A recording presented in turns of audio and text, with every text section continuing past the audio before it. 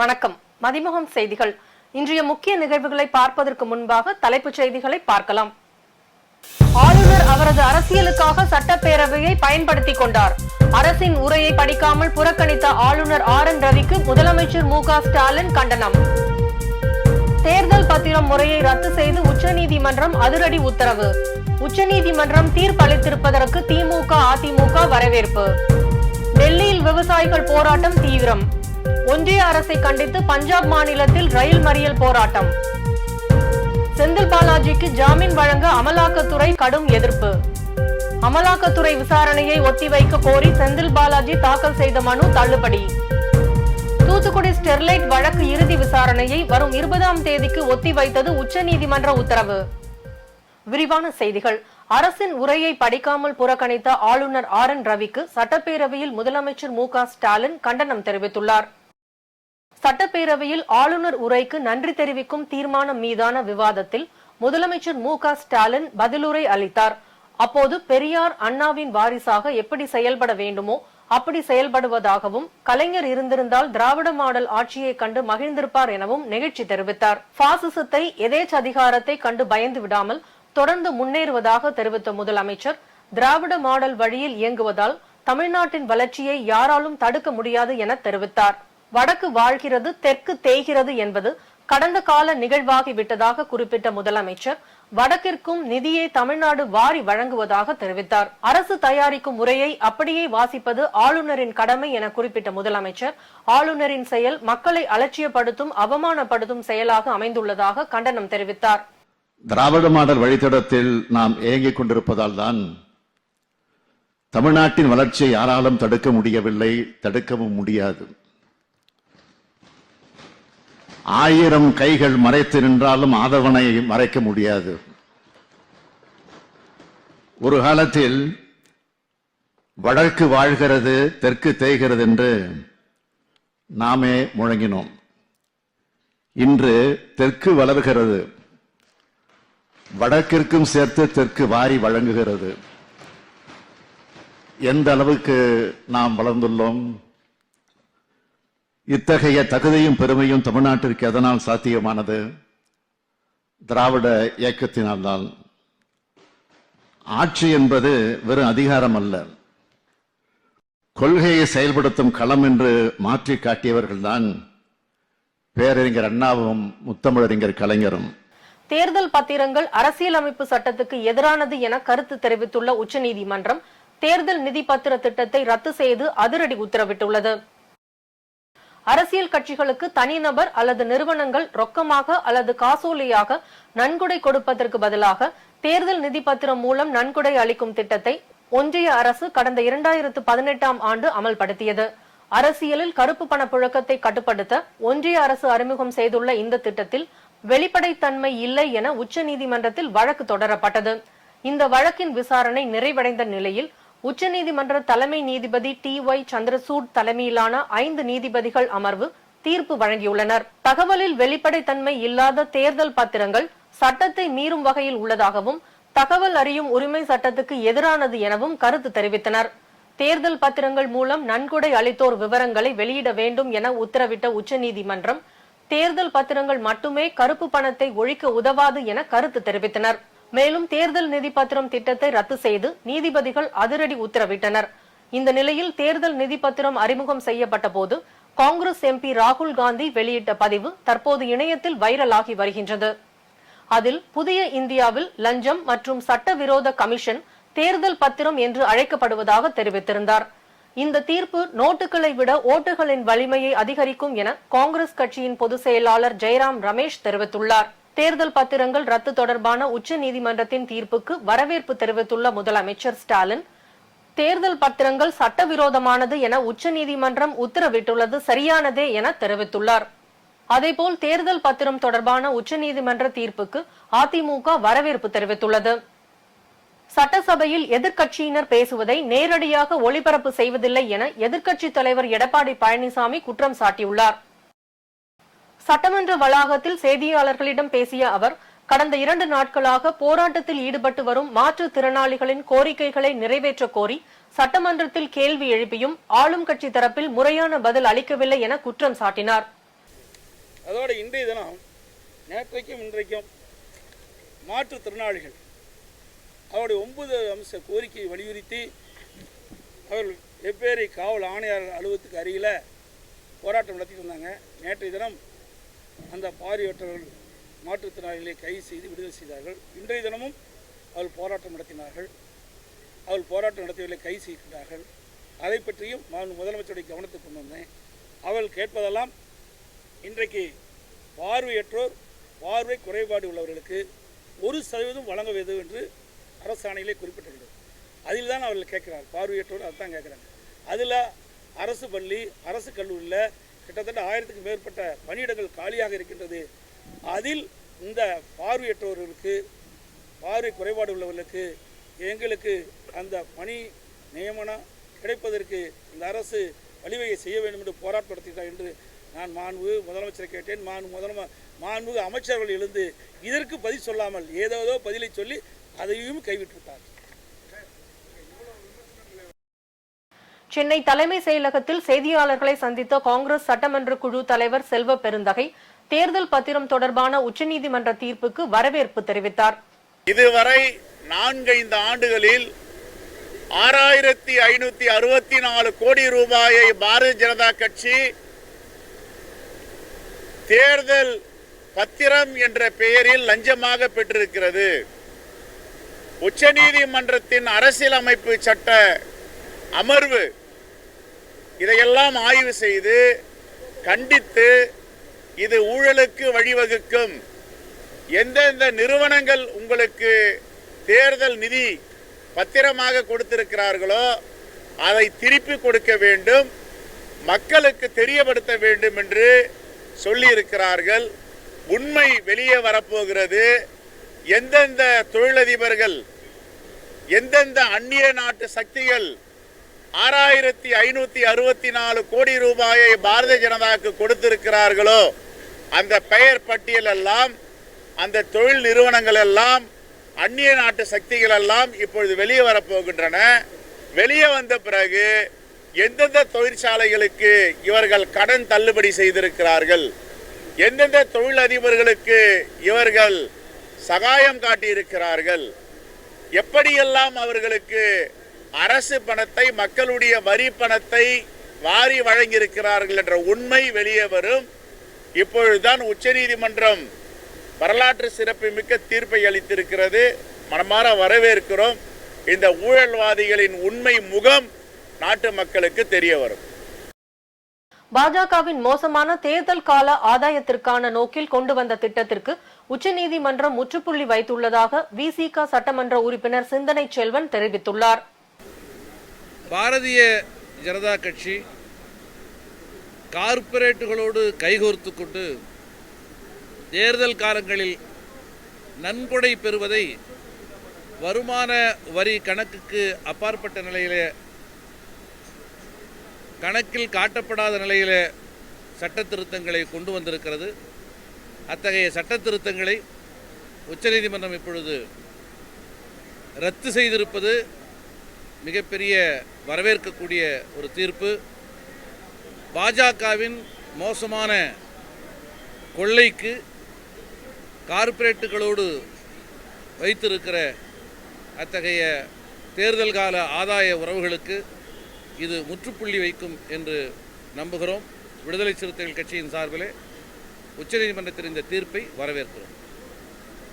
அமலாக்கத்துறை விசாரணையை ஒத்திவைக்க கோரி முன்னாள் அமைச்சர் செந்தில் பாலாஜி தாக்கல் செய்த மனு தள்ளுபடி செய்யப்பட்டது.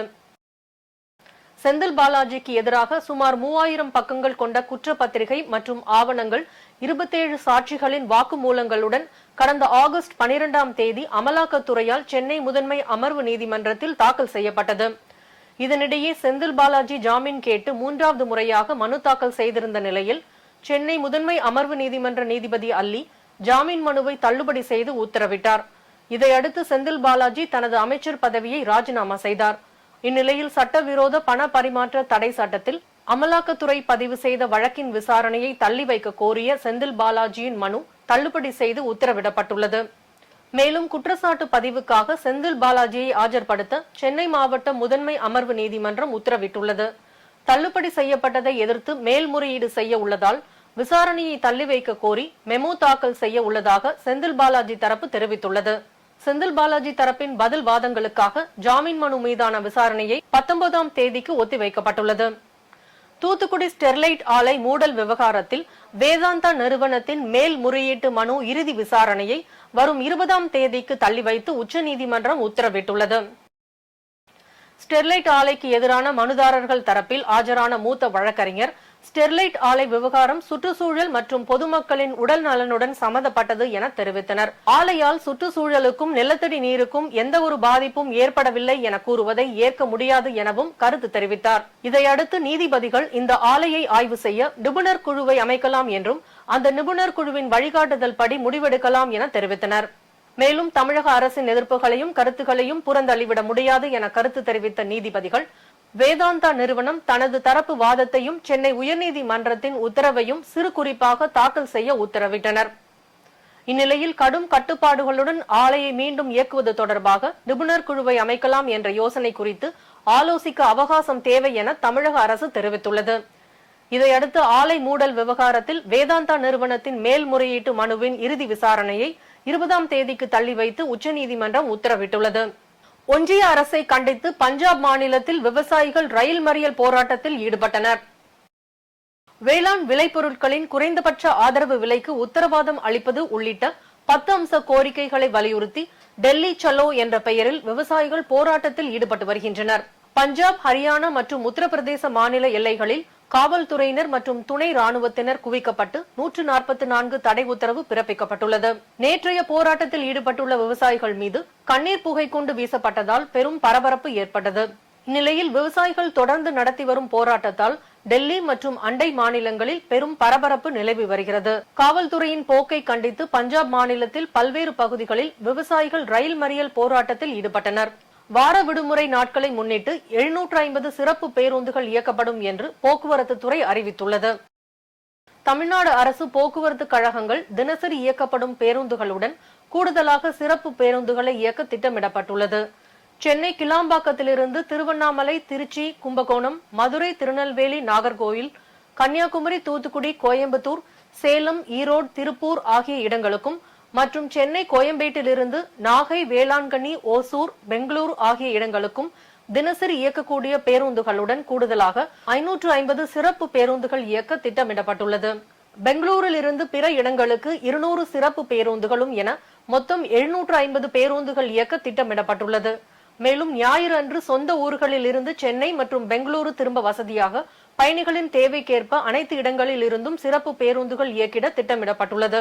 இந்நிலையில் இந்த வார இறுதியில் வெள்ளிக்கிழமை பயணம் மேற்கொள்வதற்கு இதுவரை 9679 பயணிகள் முன்பதிவு செய்துள்ளனர். நாடாளுமன்ற தேர்தல் ஏற்பாடுகள் தொடர்பாக ஆலோசனை நடத்த இந்திய தலைமை தேர்தல் ஆணையர் ராஜீவ்குமார் 23ஆம் தேதி தமிழ்நாடு வருகை தருகிறார். நாடாளுமன்ற தேர்தலுக்கான ஏற்பாடுகள் குறித்து பல்வேறு மாநிலங்களுக்கு இந்திய தேர்தல் ஆணையத்தின் அதிகாரிகள் மற்றும் ஆணையர்கள் அங்குள்ள தலைமை தேர்தல் அதிகாரிகளுடன் ஆலோசனை நடத்தி வருகின்றனர். இந்நிலையில் தமிழகத்திற்கு 23ஆம் தேதி வருகை தரும் தலைமை தேர்தல் ஆணையர் ராஜீவ்குமார் தேர்தல் அதிகாரிகளுடன் ஆலோசனை நடத்த உள்ளார் மற்றும் மக்களவை தேர்தலை எதிர்கொள்வதற்கான முன்னெச்சரிக்கை நடவடிக்கைகள் குறித்து ஆலோசிக்க உள்ளார்.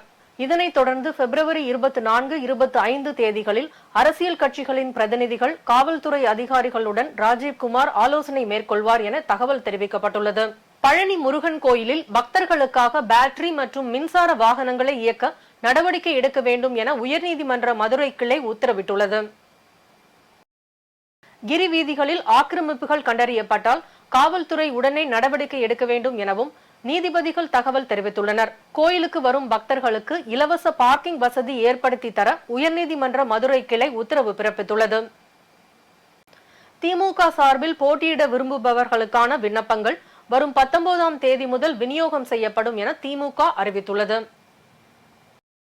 மக்களவை தேர்தலில் திமுக சார்பில் வேட்பாளராக போட்டியிட விரும்புவோர் 19ஆம் தேதி முதல் அண்ணா அறிவாலயத்தில் உள்ள தலைமை கழகத்தில் கிடைக்கும் என்றும், போட்டியிட விரும்புபவர்கள் விண்ணப்பத்தை பூர்த்தி செய்து 1ஆம் தேதி முதல் 7ஆம் தேதி மாலை 6 மணிக்குள் தலைமை கழகத்தில் வழங்க வேண்டும் எனவும் தெரிவிக்கப்பட்டுள்ளது. மேலும் விண்ணப்ப கட்டணம் 50,000 எனவும் விண்ணப்ப படிவத்தின் விலை 2,000 என்றும் தெரிவிக்கப்பட்டுள்ளது. மதுரை தேனி தேசிய நெடுஞ்சாலையில் டெம்போ டிராவலர் வாகனம் கவிழ்ந்து விபத்துக்குள்ளானதில் 10க்கும் மேற்பட்டோர் படுகாயமடைந்தனர். தேனி மாவட்டம் அல்லி நகரத்தை சேர்ந்த 21 பேர் ஆண்டிப்பட்டியில் நடைபெற்ற வளைகாப்பு நிகழ்ச்சிக்கு டெம்போ டிராவலர் வேன் மூலம் சென்று திரும்பி வந்து கொண்டிருந்தனர். இந்நிலையில் குன்னூர் வைகை ஆற்றுப்பாலத்தை கடந்து வந்தபோது எதிர் திசையில் வந்த இருசக்கர வாகனத்தின் மீது மோதாமல் இருப்பதற்காக வாகனத்தை வேகமாக திருப்பியதில் கட்டுப்பாடு இழந்து தலைக்குப்புற கவிழ்ந்து விபத்துக்குள்ளானது. இந்த விபத்தில் வேன் ஓட்டுநர் உட்பட 10க்கும் மேற்பட்டோர் காயமடைந்தனர். மேலும் இருசக்கர வாகனத்தில் வந்த பழனியப்பன் மற்றும் அவரது மனைவியும் காயமடைந்தனர். காயமடைந்த அனைவரும் ஆம்புலன்ஸ் மூலமாக மீட்கப்பட்டு தேனி அரசு மருத்துவக் கல்லூரியில் அனுமதிக்கப்பட்டு சிகிச்சை பெற்று வருகின்றனர். இந்த விபத்து தொடர்பாக காவல்துறையினர் வழக்கு பதிவு செய்து விசாரணை நடத்தி வருகின்றனர். சிபிஎஸ்இ 10, 12ஆம் வகுப்பு மாணவர்களுக்கு பொதுத் தேர்வு தொடங்கியது. சிபிஎஸ்இ பாடத்திட்டத்தில் பயிலும் 10 மற்றும் 12ஆம் வகுப்பு மாணவர்களுக்கான பொதுத் தேர்வு அட்டவணை சிபிஎஸ்இ சார்பில் ஏற்கனவே வெளியிடப்பட்டிருந்தது. அதில் 10 மற்றும் 12ஆம் வகுப்பு மாணவர்களுக்கான பொதுத் தேர்வு இன்று தொடங்கி ஏப்ரல் 10 வரை நடைபெற உள்ளதாக தெரிவிக்கப்பட்டிருந்தது. இந்நிலையில் சிபிஎஸ்இ இயக்குநரகம் வெளியிட்டிருந்த அட்டவணைப்படி 10 மற்றும் 12ஆம் வகுப்பு மாணவர்களுக்கான பொதுத் தேர்வுகள் இன்று தொடங்கியது. நாடு முழுவதிலும் 877 மையங்களில் 36 லட்சத்திற்கும் மேற்பட்ட மாணவ மாணவிகள் தேர்வு எழுதினர். தேர்வின் போது மாணவர்கள் முறைகேடுகளில் ஈடுபட்டால் கடும் நடவடிக்கை எடுக்கப்படும் என சிபிஎஸ்இ தேர்வு வாரியம் எச்சரிக்கை விடுத்துள்ளது. பல்வேறு மாவட்டங்களில் நடைபெற்ற தகவல்களை களத்தில் மதிமுகம் பகுதியில் பார்க்கலாம்.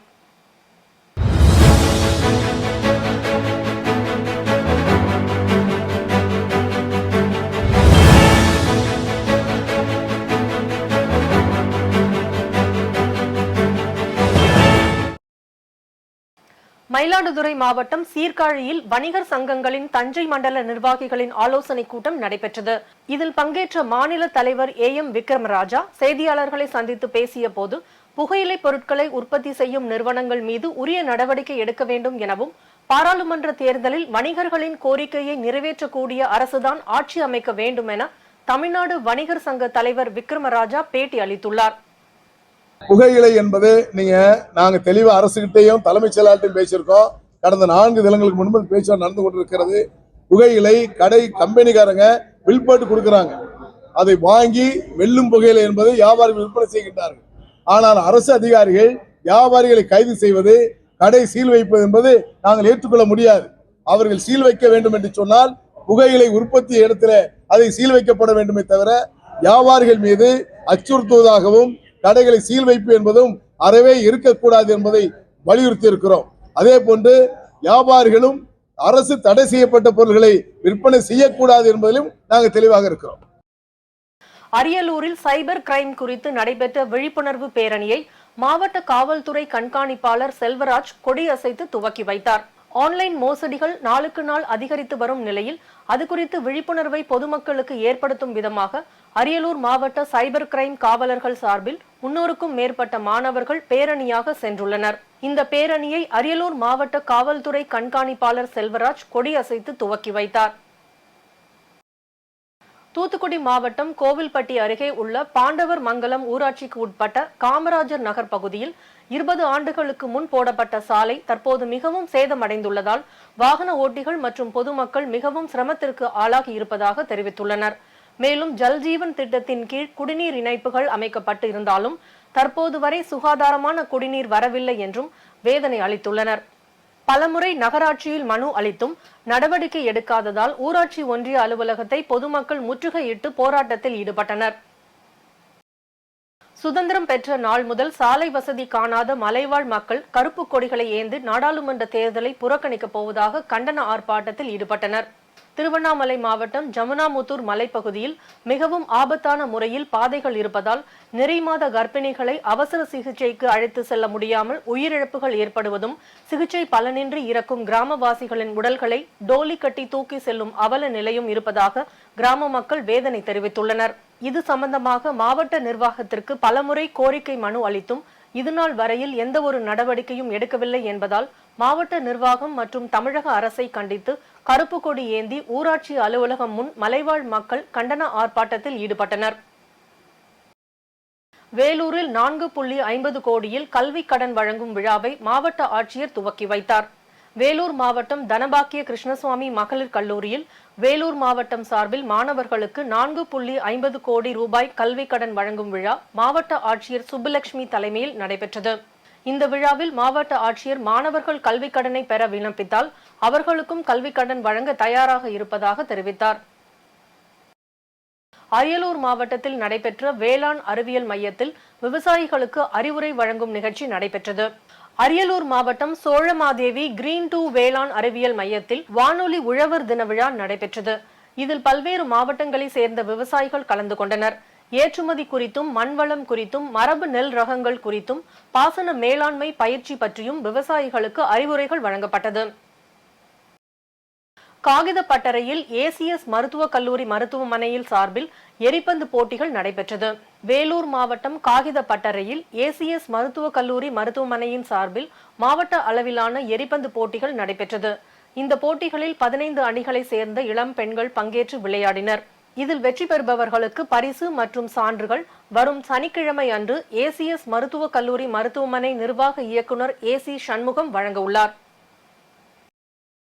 திருவாரூர் மாவட்டம் திருமியச்சூர் பகுதியில் அமைந்துள்ள ஸ்ரீ லலிதாம்பிகை சமேத ஸ்ரீ மேகநாத சுவாமி ஆலயத்தில் ரத சப்தமியை ஒட்டி கடந்த 7ஆம் தேதி கொடியேற்றத்துடன் விழா தொடங்கியது.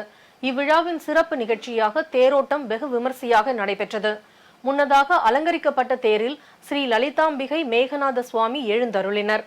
பின்னர் திருத்தேரில் எழுந்தருளிய அம்பாள் மற்றும் சுவாமிக்கு சிறப்பு பூஜையுடன் தீபாராதனை காண்பிக்கப்பட்டது. வேளாக்குறிச்சி ஆதீனம் ஸ்ரீலஸ்ரீ சத்திய ஞான மகாதேவ தேசிக பரமாச்சாரிய சுவாமிகள் கலந்து கொண்டு தேரின் வடத்தை பிடித்து இழுத்து தொடங்கி வைத்தார். அரியலூர் உலக புகழ் பெற்ற கங்கை கொண்ட சோழபுரம் ஸ்ரீ சோழீஸ்வரர் ஆலய மாசிமக பிரம்மோற்சவ விழா கொடியேற்றத்துடன் தொடங்கியது. அரியலூர் மாவட்டம் ஜெயம்கொண்டம் அருகே உள்ள கங்கை கொண்ட சோழபுரம் சோழீஸ்வரர் ஆலயத்தில் 8ஆம் ஆண்டு மாசிமக திருவிழா கொடியேற்றத்துடன் தொடங்கியது. இதனைத் தொடர்ந்து வருகின்ற 21ஆம் தேதி திருக்கல்யாணமும் 23ஆம் தேதி காலை திருத்தேர் பவனியும் நடைபெற உள்ளது. இந்த கொடியேற்ற விழாவில் திரளான பக்தர்கள் கலந்து கொண்டு சுவாமி தரிசனம் செய்தனர். திருவள்ளூர் மாவட்டம் கும்மிடிப்பூண்டி சிப்காட் தொழில்பேட்டையில் கழிவு எண்ணெய் மற்றும் டயர் மூலப்பொருட்கள் தயாரிக்கும் தனியார் தொழிற்சாலையில் திடீர் தீ விபத்து ஏற்பட்டது. தீயினால் வானுயர புகை கிளம்பி சுற்றுவட்டார பகுதிகள் புகை மண்டலமாக காட்சியளித்தது. இந்த தீ விபத்து குறித்து தகவல் அறிந்து வந்த தீயணைப்பு துறையினர் தண்ணீர் அடித்து தீயை கட்டுக்குள் கொண்டு வந்தனர். இந்த தீ விபத்தில் பல லட்சம் ரூபாய் மதிப்பிலான பொருட்களும் கனரக இயந்திரங்களும் எரிந்து சேதமாகியுள்ளது. தொடர்ந்து காவல்துறையினர் நிகழ்விடத்தில் விசாரணை நடத்தி வருகின்றனர். சென்னை நுங்கம்பாக்கத்தில் உள்ள தனியார் நட்சத்திர விடுதியில் காலநிலை மாற்றத்தால் ஏற்படும் தண்ணீர் அபாயங்கள் குறித்த கருத்தரங்கம் நடைபெற்றது. நிகழ்ச்சியில் பசுமை தாயகம் அமைப்பின் தலைவர் சௌமியா அன்புமணி, மாநில சுற்றுச்சூழல் தாக்க மதிப்பீட்டு ஆணைய தலைவர் கிருஷ்ணகுமார் உள்ளிட்டோர் கலந்து கொண்டனர். இதில் மழைக்காலங்களில் மழைநீரை சேகரிக்கும் கட்டமைப்புகளில் கவனம் செலுத்துவதன் தேவை குறித்து ஆலோசிக்கப்பட்டது. 5வது தேசிய குவான்கிட்டோ சாம்பியன்ஷிப் போட்டியில் வெற்றி பெற்ற மாணவ மாணவிகளுக்கு சென்னை சென்ட்ரல் ரயில் நிலையத்தில் உற்சாக வரவேற்பு அளிக்கப்பட்டது. உத்தரப்பிரதேச மாநிலம் வாரணாசி சாண்ட் அதுல் ஆனந்தி கான்வென்ட் பள்ளியில் நடந்த 5வது தேசிய குவான்கிட்டோ சாம்பியன்ஷிப் போட்டியில் தமிழகத்தை சேர்ந்த 25 மாணவ மாணவியர்கள் கலந்து கொண்டனர். இப்போட்டியில் வெற்றி பெற்ற மாணவ மாணவிகள் சென்னை சென்ட்ரல் ரயில் நிலையத்திற்கு வருகை தந்தனர். அப்போது அவர்களுக்கு உற்சாக வரவேற்பு அளிக்கப்பட்டது. 5th குவான்கிட்டோ நேஷனல்ஸ் சாம்பியன்ஷிப்பில் நாங்கள் எல்லாருமே பார்ட்டிசிபேட் பண்ணோம். எல்லாருமே கோல்டு, சில்வர், பிரான்ஸ் அப்படின்னு எல்லா விதமான மெடல்ஸும் நாங்கள் எல்லாருமே அடிச்சிருக்கோம். ஸோ நாங்கள் இன்னும் மொராக்கோவில் போகிற இன்டர்நேஷ்னல் மேட்ச்சுக்கு எல்லாருமே செலக்ட் ஆகிருக்கோம்.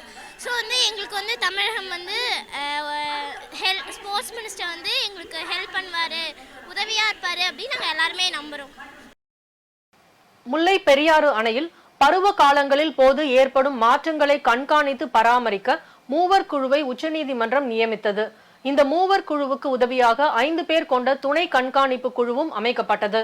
தற்போது அணையின் நீர்பிடிப்பு பகுதிகளில் மழை இல்லாத நிலையில் நீர்மட்டம் குறைந்து வருகிறது.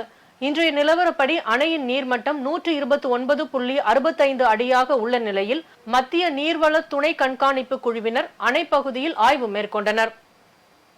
மதிமுகம் தொலைக்காட்சி செய்தியின் எதிரொலியாக திருவண்ணாமலையில் தரமற்ற அரிசி பருப்பு விநியோகம் செய்த ரேஷன் கடை ஊழியர்களை கூட்டுறவுத்துறை அதிகாரிகள் பணியிடை நீக்கம் செய்து உத்தரவிட்டனர். திருவண்ணாமலை மாவட்டம் செங்கம் பகுதியில் இயங்கி வரும் அரசு நியாய விலைக் கடையில் வழங்கப்பட்ட துவரம்பருப்பு பூஞ்சை பிடித்து வண்டுகள் மொய்த்தும் வழங்கப்படுவதாகவும் அரிசி பலவிதமான வண்ணங்களில் வழங்கப்படுவதாகவும் பொதுமக்கள் குற்றம் சாட்டிய செய்தி நமது மதிமுகம் தொலைக்காட்சியில் வெளியானது. இந்த செய்தியின் எதிரொலியாக ஆய்வு மேற்கொண்ட கூட்டுறவுத்துறை அதிகாரி குழுவினர் தரமற்ற பொருட்களை நியாய விலை கடைகளுக்கு அனுப்பிய மேலாளர் சீனிவாசன் மற்றும் வட்ட பொறுப்பாளர் காத்தவராயன் ஆகியோரை பணியிடை நீக்கமும், தோக்காவாடி நியாய விலை கடை விற்பனையாளர் ஷியாம் என்பவரை பணியிடை மாற்றம் செய்து அதிரடி நடவடிக்கை மேற்கொண்டனர். மேலும் அனைத்து நியாய விலை கடைகளிலும் தரமான பொருட்களை மாற்றி வழங்க உத்தரவிட்டுள்ளதால் பொதுமக்கள் மற்றும் சமூக ஆர்வலர்கள் மகிழ்ச்சி அடைந்துள்ளனர். இன்றைய தங்கம் வெள்ளி விலை வழங்குவோர் அட்டிகா கோல்ட் கம்பெனி. சென்னையில் இன்று 22 கேரட் ஆபரண தங்கத்தின் விலை கிராமுக்கு 10 ரூபாய் குறைந்து 5740 ரூபாய்க்கு விற்பனை செய்யப்படுகிறது. மேலும் ஒரு சவரன் ஆபரண தங்கத்தின் விலை 80 ரூபாய் குறைந்து 45,920 ரூபாய்க்கு விற்பனை செய்யப்படுகிறது. வெள்ளியின் விலை கிராமுக்கு 50 காசுகள் உயர்ந்து 1 கிராம் வெள்ளி 75 ரூபாய்க்கும் 1 கிலோ வெள்ளி 75,000 ரூபாய்க்கும் விற்பனை செய்யப்படுகிறது. அமெரிக்கா பேரணியில் நிகழ்ந்த துப்பாக்கிச் சூட்டில் பெண் ஒருவர் பலியான சம்பவம் பெரும் சோகத்தை ஏற்படுத்தியுள்ளது. அமெரிக்காவின் கன்சாஸ் நகரில் சீஃப் சூப்பர் பவுல் எனும் ரக்பி விளையாட்டு போட்டியின் வெற்றியை கொண்டாடும் விதமாக லட்சக்கணக்கான ரக்பி ரசிகர்கள் பேரணியாக சென்றபோது அடையாளம் தெரியாத மர்ம நபர்கள் திடீரென துப்பாக்கி சூடு நடத்தியுள்ளனர். இந்த துப்பாக்கிச் சூட்டில் 21 பேர் காயமடைந்த நிலையில் பெண் ஒருவர் பலியான சம்பவம் பெரும் சோகத்தை ஏற்படுத்தியுள்ளது. மேலும் துப்பாக்கி சூடு நடந்த இடத்தில் சந்தேகத்தின் பேரில் சுற்றித் திரிந்த 3 பேரை பிடித்து காவல் அதிகாரிகள் விசாரணை மேற்கொண்டு வருகின்றனர். இந்த சம்பவம் அமெரிக்காவில் அதிர்ச்சியையும் பரபரப்பையும் ஏற்படுத்தியுள்ளது. மீண்டும் தலைப்புச் செய்திகள். ஆளுநர் அவரது அரசியலுக்காக சட்டப்பேரவையை பயன்படுத்திக் கொண்டார். அரசின் உரையை படிக்காமல் புறக்கணித்த ஆளுநர் RN ரவிக்கு முதலமைச்சர் மு க ஸ்டாலின் கண்டனம். தேர்தல் பத்திரம் முறையை ரத்து செய்து உச்சநீதிமன்றம் அதிரடி உத்தரவு. உச்சநீதிமன்றம் தீர்ப்பளித்திருப்பதற்கு திமுக அதிமுக வரவேற்பு. டெல்லியில் விவசாயிகள் போராட்டம் தீவிரம். ஒன்றிய அரசை கண்டித்து பஞ்சாப் மாநிலத்தில் ரயில் மறியல் போராட்டம். செந்தில் பாலாஜிக்கு ஜாமீன் வழங்க அமலாக்கத்துறை கடும் எதிர்ப்பு. அமலாக்கத்துறை விசாரணையை ஒத்திவைக்க கோரி செந்தில் பாலாஜி தாக்கல் செய்த மனு தள்ளுபடி. தூத்துக்குடி ஸ்டெர்லைட் வழக்கு இறுதி விசாரணையை வரும் 20ஆம் தேதிக்கு ஒத்திவைத்தது உச்சநீதிமன்ற உத்தரவு. இத்துடன் செய்திகள் நிறைவடைந்தன. மீண்டும் செய்திகள் காலை 8 மணிக்கு. மேலும் செய்திகளை தெரிந்து கொள்ள மதிமுகம் பிரைம் யூடியூப் தளத்தில் இணைந்திருங்கள்.